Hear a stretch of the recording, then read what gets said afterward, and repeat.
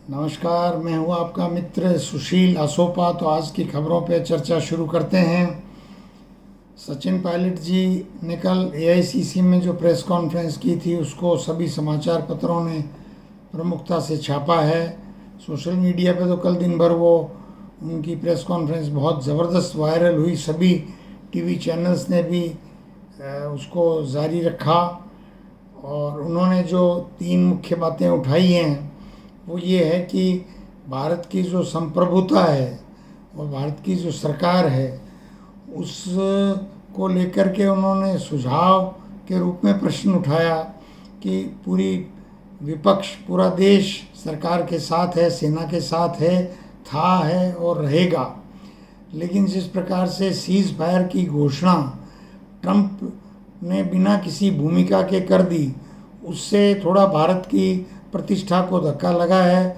और इन सब विषयों पे चर्चा करने के लिए प्रधानमंत्री की उपस्थिति में ऑल पार्टी मीटिंग होनी चाहिए और संसद का विशेष अधिवेशन होना चाहिए और जिस पे सरकार सारी स्थिति को स्पष्ट करे।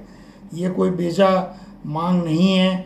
और एक पत्रकार का मैं वीडियो देख रहा था, वो ये कह रहे थे कि 1962 के युद्ध में जब भारत को पराजय का सामना करना पड़ा तो विपक्ष ने मांग की थी और पंडित नेहरू ने तुरंत जून में उसकी संसद का विशेष अधिवेशन बुलाया और 40 विपक्षी सांसदों ने प्रश्न उठाए और पंडित नेहरू ने 1,04,000 शब्दों में उसका जवाब दिया।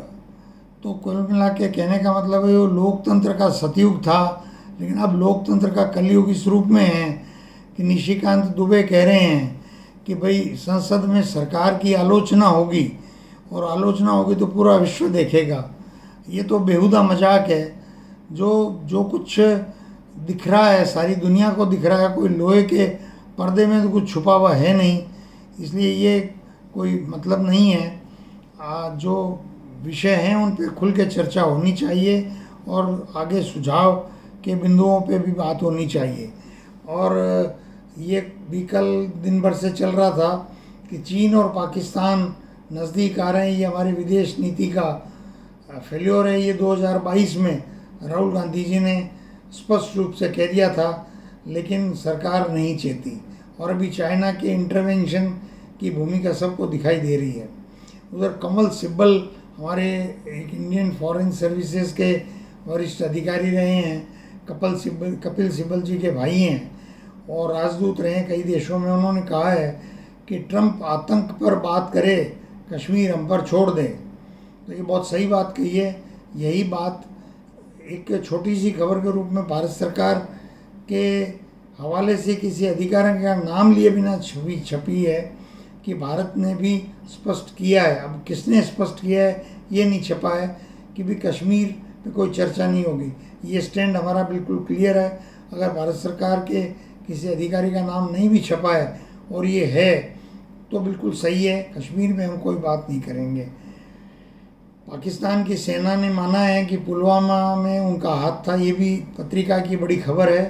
तो ये तो जग जाहिर है। उधर चूँकि युद्धों की बात चल रही है तो पुतिन ने बिना शर्त शांति वार्ता के लिए यूक्रेन को संदेश भेजा है। अगर विश्व के उस हिस्से में भी शांति आती है तो बहुत अच्छी बात है, सब स्वागत करेंगे। वैश्विक शांति हमारी समृद्धि का आधार है। मैं तो पाकिस्तान को भी ये कहूँगा कि कश्मीर उनको कभी जिस रूप में वो सोचते हैं वो कभी उनको हासिल होने वाला नहीं है। कश्मीर भारत का अभिन्न अंग है। वो जो देश उनको मिला था 14 अगस्त को, उसमें कश्मीर उनको नहीं मिला। इस बात को वो समझ लें कि 14 अगस्त 1947 को पाकिस्तान को जो भूभाग मिला, उस भूभाग को अगर वो सजाने और संवारने और समृद्ध करने का काम करते हैं, अब तो बांग्लादेश भी अलग होगा, तो भी मैं उसके बावजूद कह रहा हूँ कि अगर इस पाकिस्तान को बलूचिस्तान और खैबर पख्तूनख्वा और पूरा जो अफ़गानिस्तान और ईरान के साथ उनका जो बॉर्डर्स हैं, सिंध, सबको मिलजुल कर जैसे भारत सबको एक साथ लेके प्रगति कर रहा है, वैसे अगर वो प्रगति की राह पर बढ़ते हैं तो वो एक विश्व की शक्ति बन सकते हैं। क्यों?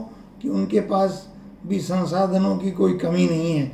मिनरल्स हैं, रिवर्स हैं, उपजाऊ भूमि है, इंटेलिजेंट हैं, वो कोई ऐसी कमी नहीं है। और वो भारत के साथ 6 पड़ोसी की तरह चलते हैं, तो दोनों मिलकर के विश्व में एक शक्ति बन सकते हैं। लेकिन पाकिस्तान को समझ में आने की बात है ये। एक हमारे प्रदेश की खबर है कि इंदिरा गांधी नहर परियोजना जो बंद थी रिपेयर के लिए और रीलाइनिंग के लिए, उसमें पौंग डैम से और हरिके बैराज से पानी छोड़ दिया गया है, जो कुछ समय में बीकानेर तक पहुंच जाएगा। आगे भी जोधपुर और नागौर को भी पीने का पानी वहीं से जाता है। यमुना पर 8,372 करोड़ रुपए अब तक खर्च हो गए हैं। विभिन्न सरकारों ने किए हैं, सीवरेज ट्रीटमेंट प्लांट वगैरह बनाए हैं, गंदे नाले उसमें नहीं जाएं, उस पर खर्चा किया। उसके बावजूद भी पॉल्यूशन है।